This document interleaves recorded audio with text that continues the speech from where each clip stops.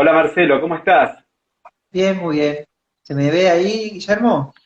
Sí, sí, excelente, excelente. Si querés, ahí se ve bien, ahí se ve bien. Perfecto. Marcelo, qué bueno que podemos generar este espacio para consultas, para entrevistas. Realmente hay muchas consultas interrogantes que las familias quieren hacerte, así que aprovechamos este espacio. Ya hay 17 personas conectadas, así que vamos a comenzar. ¿Te parece, Marcelo? Sí, antes que nada, Guillermo, muchas gracias por este evento. La verdad que disfruto mucho hacer todas estas cosas y si puede servirle a alguien, ser útil, me gusta mucho más. Y también, bueno, avisar a la gente que se está conectando que sigo siendo obstetra, que estoy esperando que me llamen en cualquier momento para un trabajo de parto. Por eso, si ven que raudamente salgo, tengo que seguir con mi trabajo, como siempre. ¿Sí? Sí, sabemos que hacer un vivo y programarlo con tiempo es todo un desafío y sabemos que estás con urgencias permanentes y sabemos que si de manera abrupta tenés que dejar este vivo, más que justificado y retomamos en otra oportunidad. Tenemos ya 22 personas conectadas, Marce, y son muchas las consultas que estuvieron llegando a través de las distintas redes sociales, a través de tu página web. Y es un buen momento también para agradecer todos los comentarios, la buena onda, ¿no? Que tiene muchas veces la gente dejando sus inquietudes, pero también sus saludos y sus mensajes. Sí, obviamente que me llena de mucho orgullo y de mucha alegría. Bien. Marcelo, son muchas las consultas que llegaron, vamos a empezar a ver algunas y si las personas que están escuchando en este momento en el vivo tienen alguna consulta en particular, algo que quieran saber, no duden en compartirlo en el chat, que sin duda vamos a ver si podemos dar lugar a todas estas preguntas, ¿sí? Somos ya casi 25 personas las que se están conectando y Marce, la primera pregunta que queremos hacerte es ¿qué es la preeclampsia? ¿Sí? Y eclampsia son palabras raras que empiezan a sonar muchas veces en la mente de las mamás. ¿Podés contarnos un poquito de eso? Sí, son palabras que asustan a veces. ¿Sí? En realidad tenemos que encuadrar tanto la preeclampsia como la eclampsia como algunos trastornos asociados a la hipertensión en el embarazo. En la mujer embarazada se pueden dar dos situaciones asociadas a la hipertensión. Una es que la mujer ya sea hipertensa en forma previa o desarrolla una hipertensión inducida por el embarazo. Dentro de esos cuadros hipertensivos, vamos a encontrar cuadros un poco más graves o más complicados donde hay mayores riesgos. Definimos la preeclampsia como el cuadro hipertensivo en el embarazo asociado a la proteinuria de 24 horas. Esto es, cuando uno tiene la proteinuria aumentada, hacemos el diagnóstico de preeclampsia. Pero más allá del diagnóstico, que es más bien un término médico, es decir, la hipertensión inducida por el embarazo o la hipertensión crónica más la proteinuria de 24 horas alterada, tenemos que tener la preeclampsia como un cuadro de mayor gravedad. Y esto puede generar algunas cuestiones a cuidar, tanto en la mamá como en el bebé que está por nacer.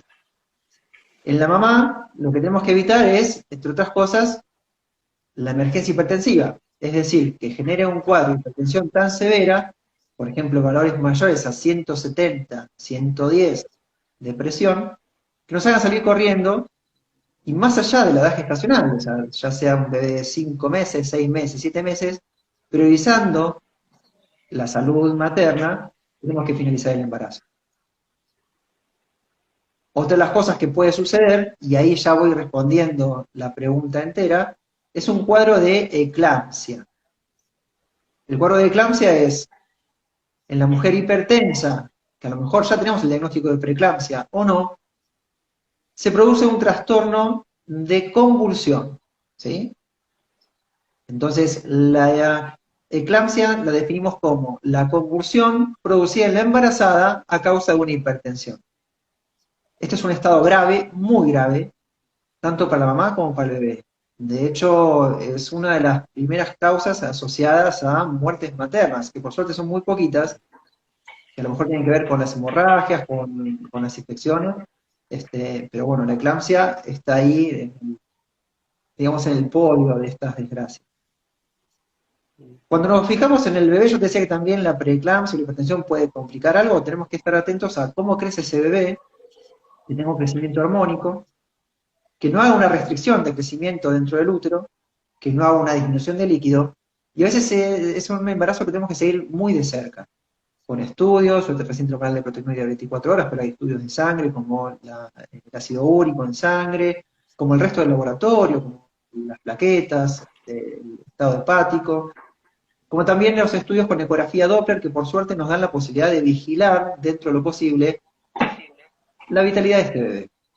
Son cuadros severos, cuadros que el profesional tiene que buscar y que la paciente, sin asustarse, sin entrar en pánico, tiene que entender que va a tener más controles, más estudios y a lo mejor una definición diferente a la que tenía pensada para su embarazo.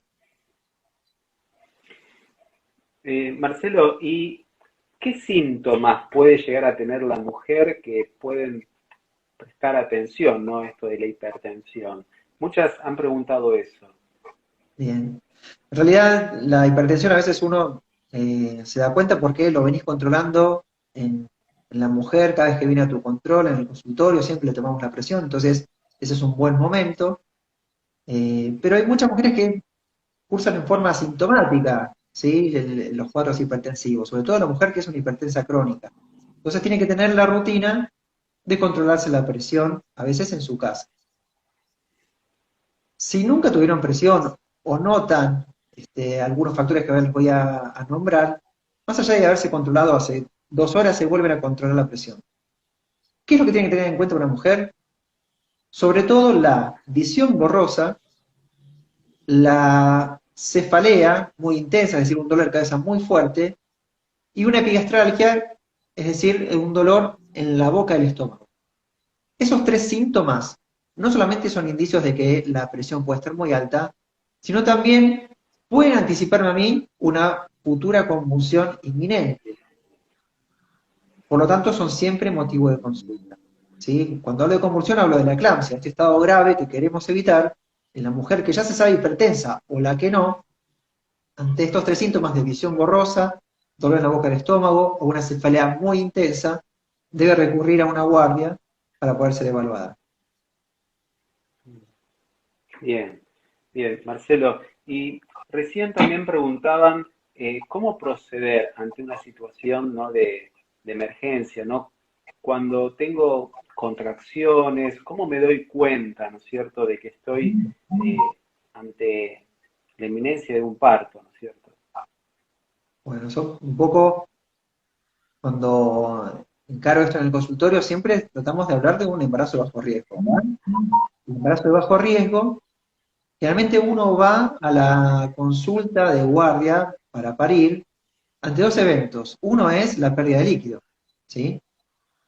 La pérdida de líquido en menor o mayor cantidad nos hace pensar que hemos rompido la bolsa, y entonces uno consulta para evaluar las características del líquido, la cantidad, los latidos fetales, ¿sí? Y muchas veces el tacto también. La ruptura de la bolsa puede darse dentro de un trabajo de parto o no.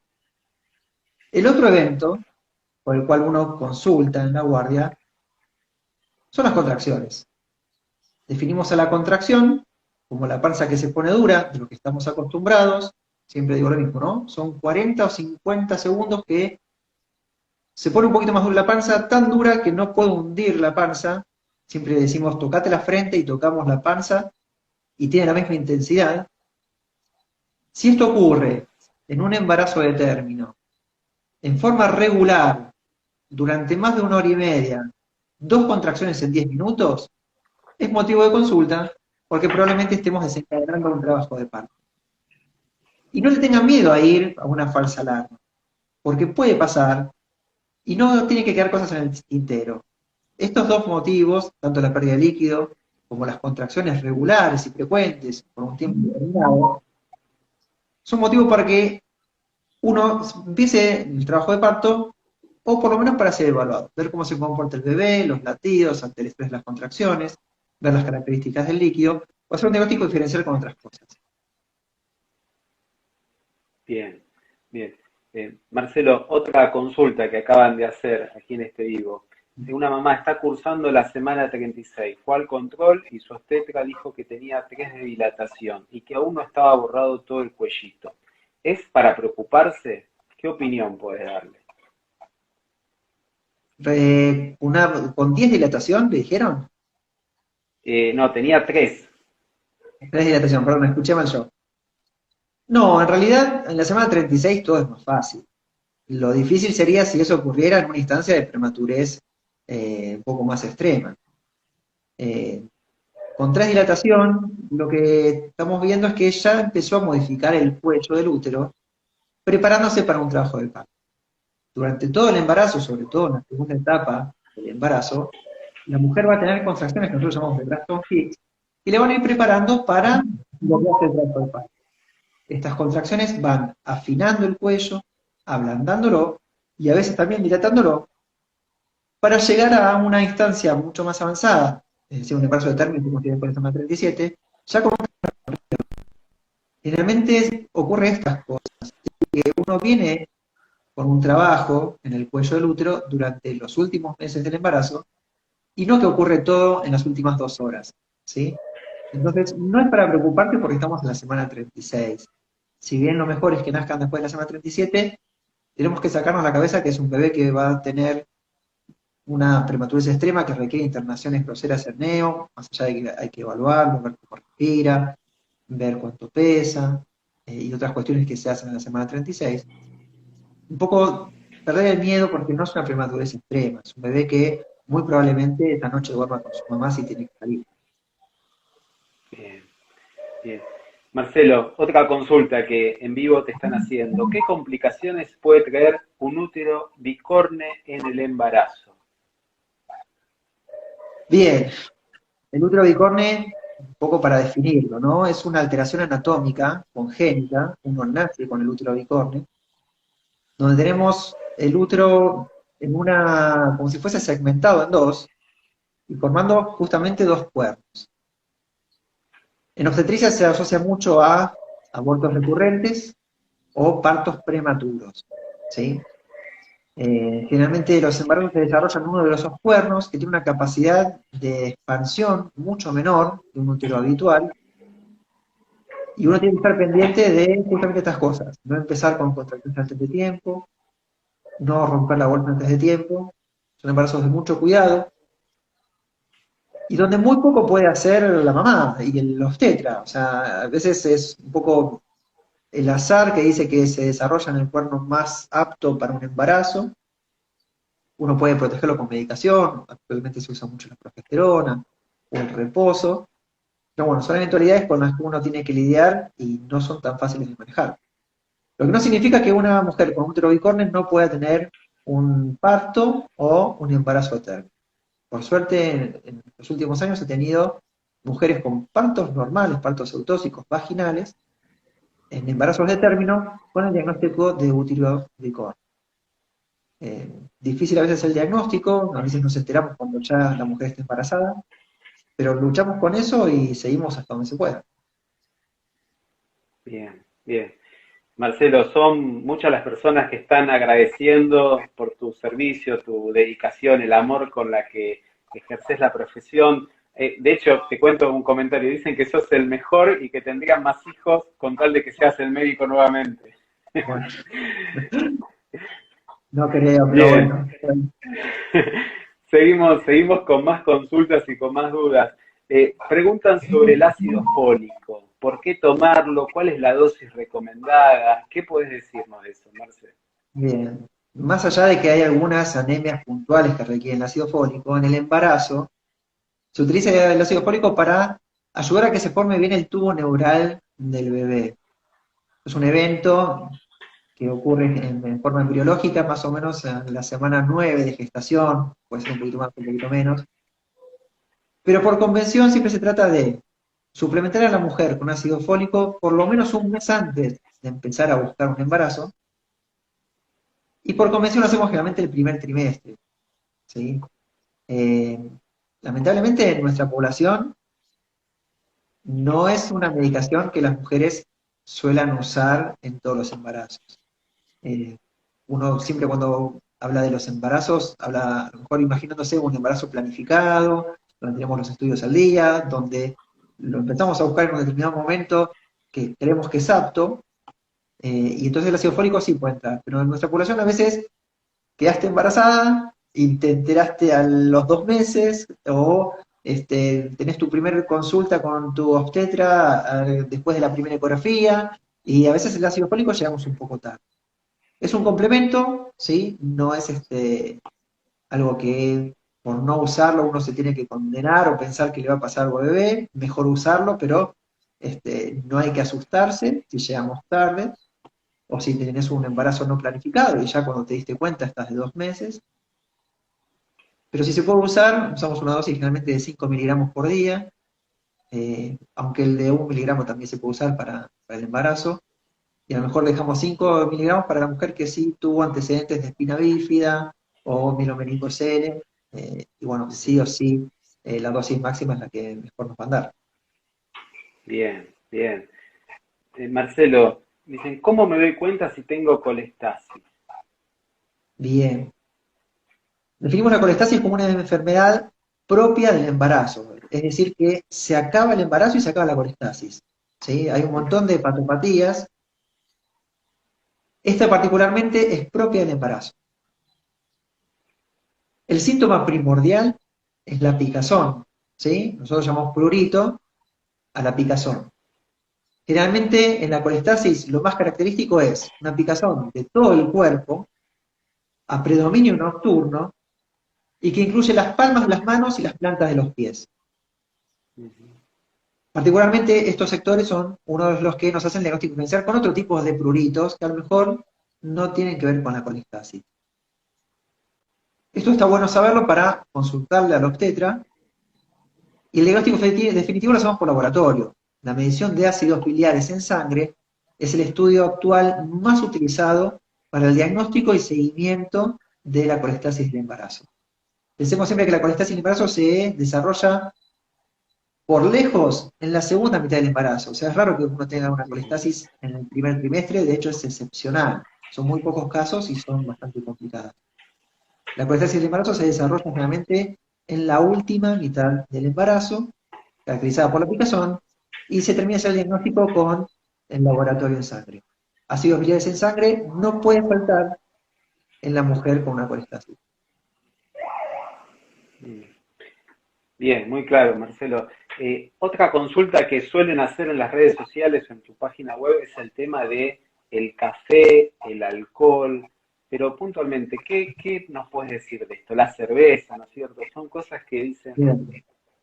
¿qué hago? Lamentablemente, tengo que decir que no hay ninguna literatura que avale el alcohol en el embarazo.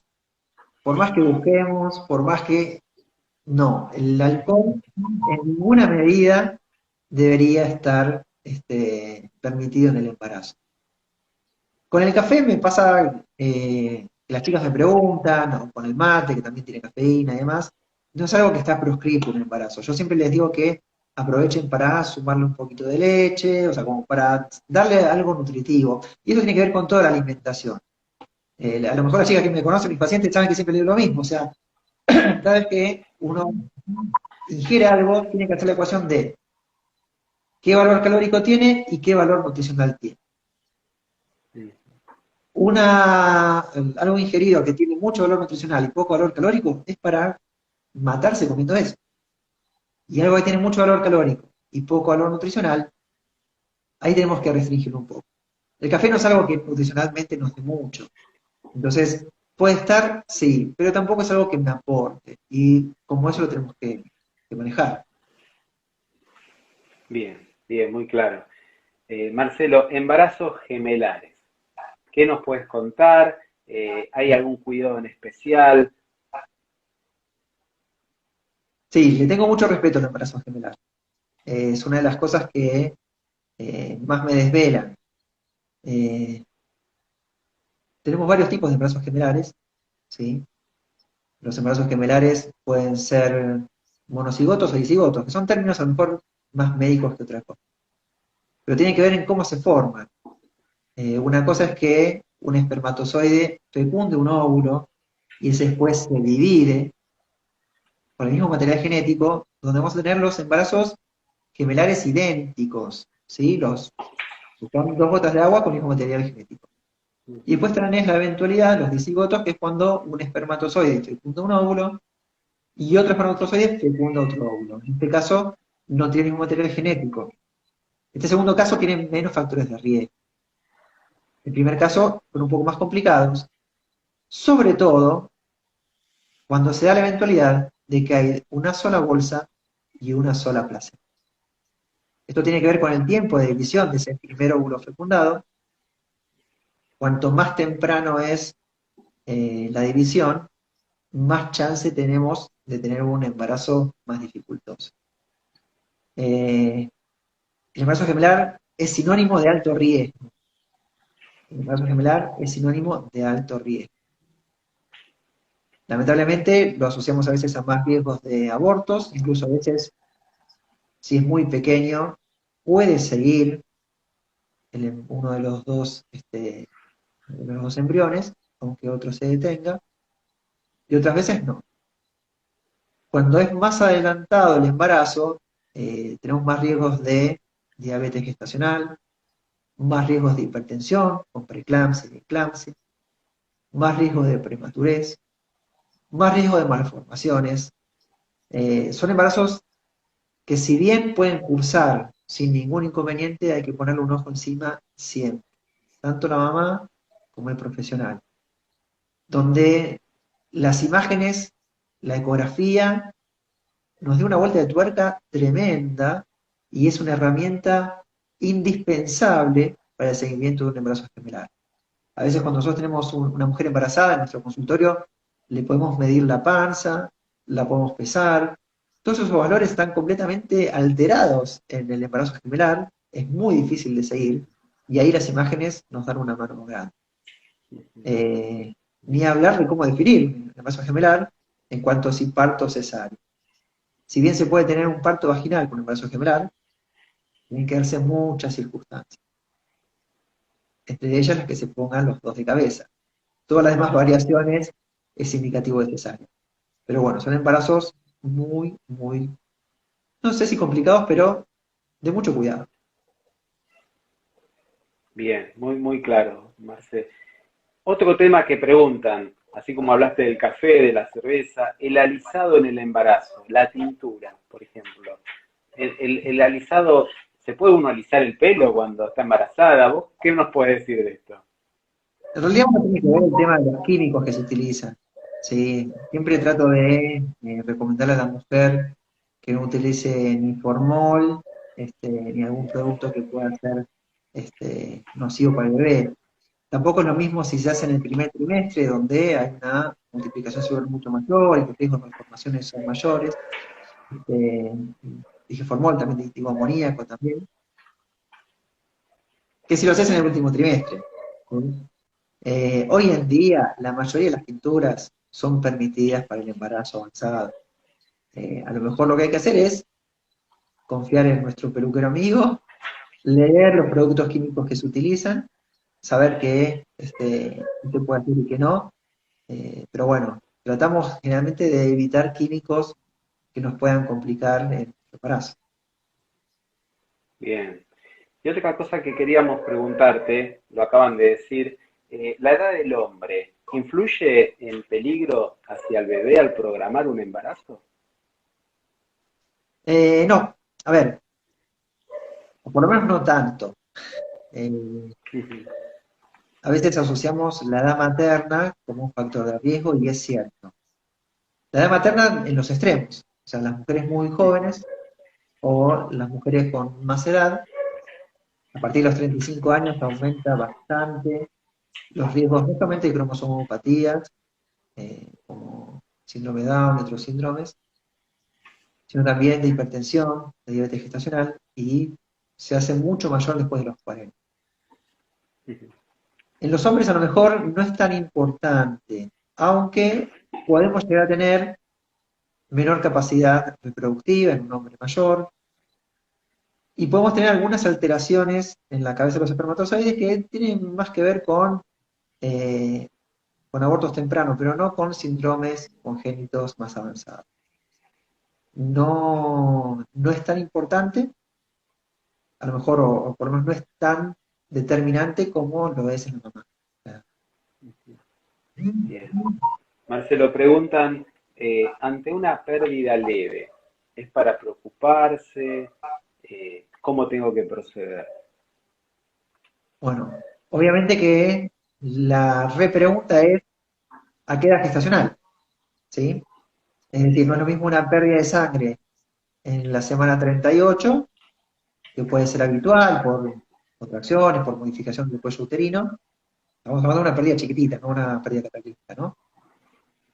Que en el primer trimestre.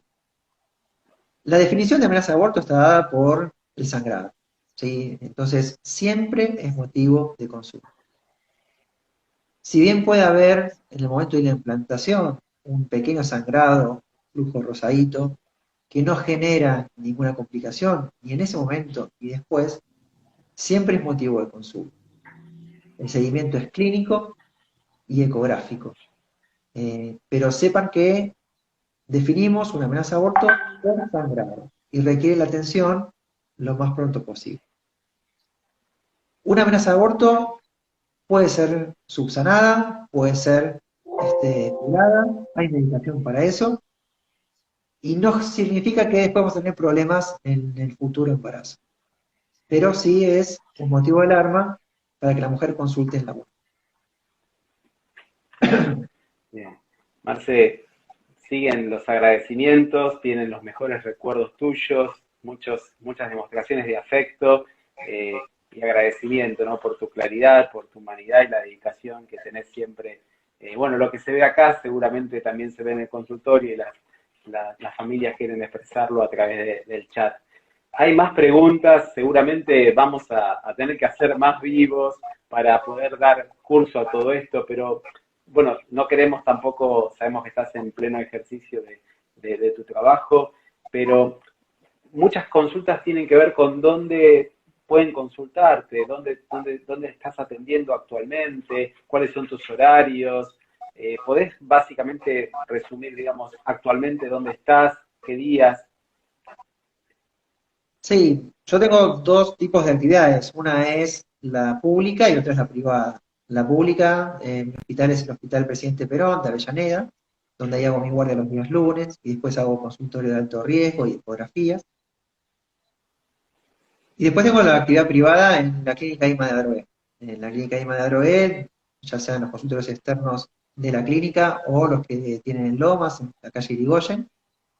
Pero básicamente ahí desarrollo toda mi actividad privada. Estoy en la coordinación de la maternidad, entonces, medio que me puse la camiseta y me dedico exclusivamente a trabajar en la clínica. Ahí estoy haciendo consultorio, haciendo ecografías, siguiendo la sala, es donde desarrollo mi actividad privada. Mm, bien, bien, bárbaro, Marce, así ya podemos dar un pantallazo de ante cualquier consulta o algo que obviamente necesita tu atención en el consultorio, saben días y horarios y los lugares donde pueden consultarte. Marce, algunas preguntas más como para ir cerrando este vivo, ¿te parece? Perfecto, como quieras, Guille. Dale. Sexo durante el embarazo. ¿Qué podés opinar respecto a esto? Hay muchos interrogantes, miedos, inseguridades. Bien. Obviamente que está permitido, ¿sí? No está prohibido el sexo en el embarazo, siempre pensando en la mujer de bajo riesgo, ¿no? Si uno está cursando una amenaza de aborto, una amenaza de parto prematuro, en este caso sí, uno puede tomar la conducta de suspender la actividad sexual.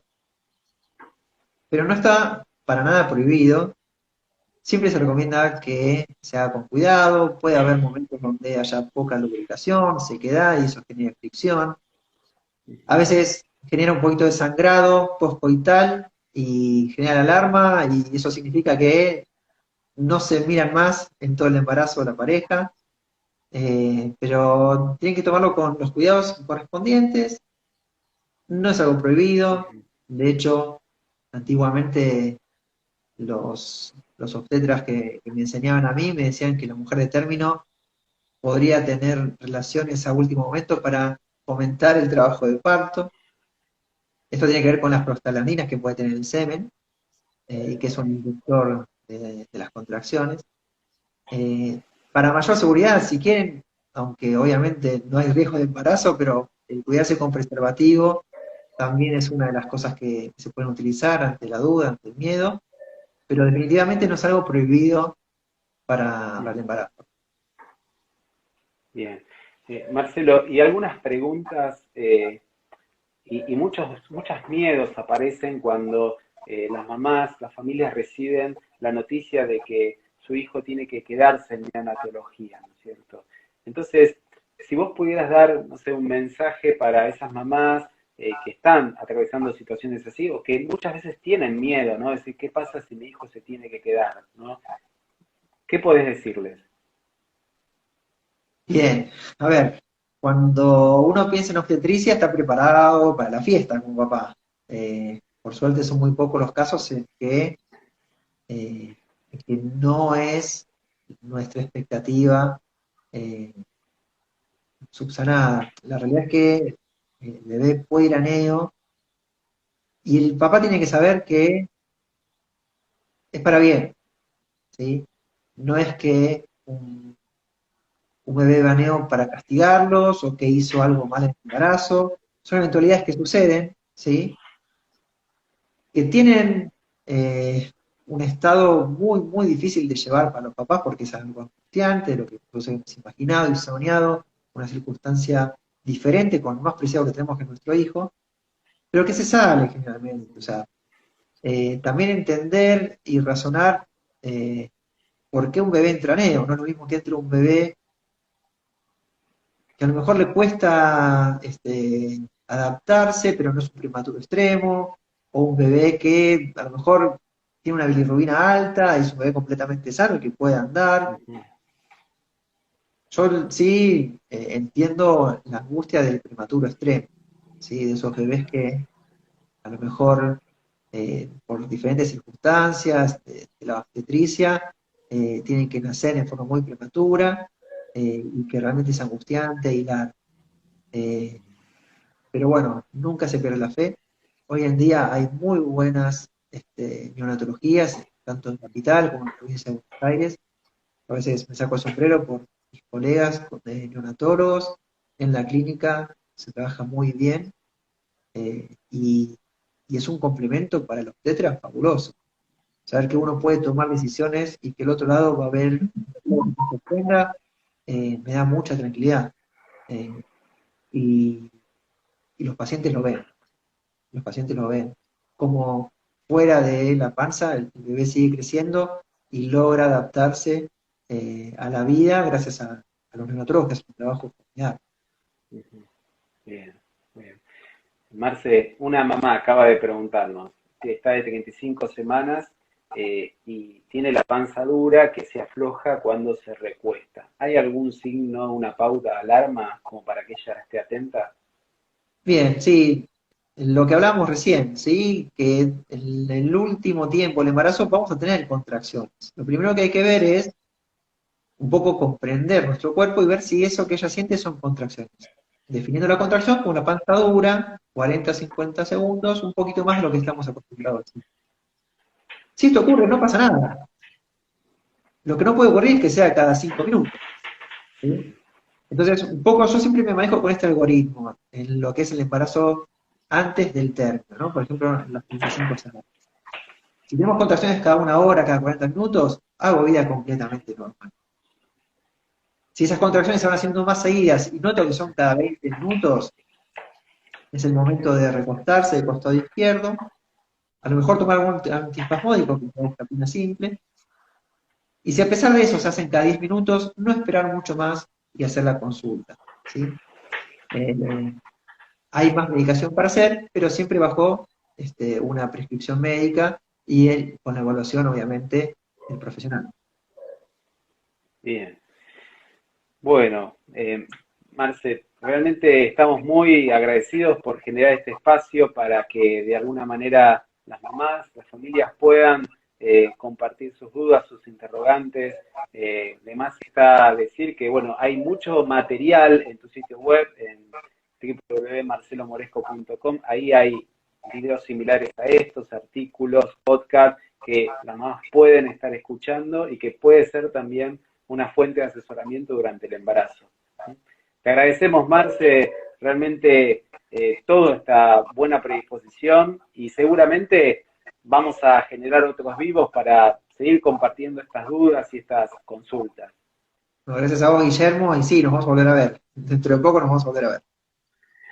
Bueno, de esta manera, bueno, vamos a suspender el vivo. Este vivo va a quedar grabado para que después puedan compartirlo. Si alguna familia no lo ha podido ver en este momento, va a quedar en el Instagram del doctor. Y bueno, seguimos conectados en otra oportunidad, Marcel. Muchísimas gracias a toda la gente también que estuvo del otro lado dejando estos hermosos comentarios que, Marcel, se ve que la gente te quiere muchísimo y eso se ve reflejado en cada uno de esos chats. Saludos para todos.